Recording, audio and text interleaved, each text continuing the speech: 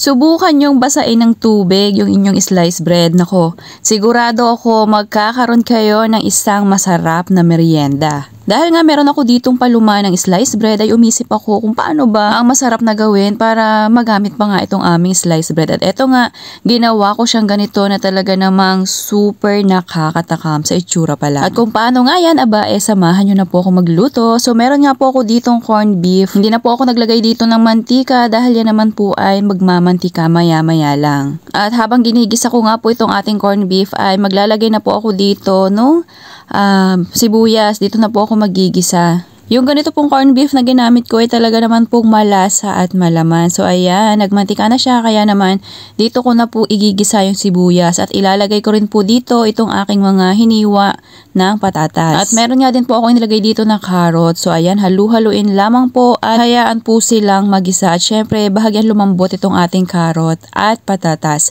So naglagay lamang po ako dito ng paminta at saka isang kutsara ng oyster sauce na pandagdag lasa. Yun naman pong corned beef nga po na ginamit ko ngayon is malasa na kaya nagdagdag na lang po ako ng konting pampalasa para doon nga po sa ating idinagdag na patatas at carrot. So ayan, kapag ganyan na ay set aside po muna. At meron nga po tayo ditong paluma ng sliced bread. Ayan medyo may katigasan itong aking sliced bread. At gagawan nga po natin ng paraan para hindi naman po masayang. So ayan, tinanggal ko po yung gilid nitong ating sliced bread at after nga po nyan ay katulad nga po ng sinabi ko ay subukan ninyong basain yung ating sliced bread at magkakaroon ka ng masarap na merienda.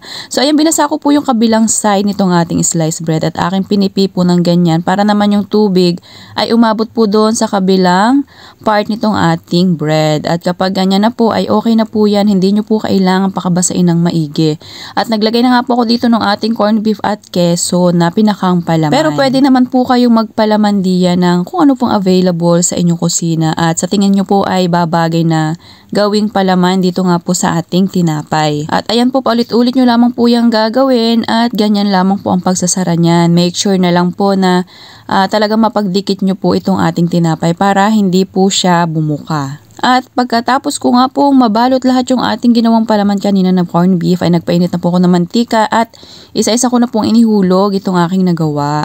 So ayan, hihintayin lamang po natin mag golden brown ito pong ating tinapay at ito po ay aking pinrito sa katamtamang lakas lamang po ng apoy para naman po hindi masunog itong ating tinapay. At kapag nag golden brown na po lahat ng side, ay pwede nyo na po yung hanguin. O diba, itsura pa lang talaga namang meron ka ng masarap na merienda. So ayan, paulit-ulit nyo lamang po piprituhin hanggang sa maprito nyo na lahat ng inyong nagawa.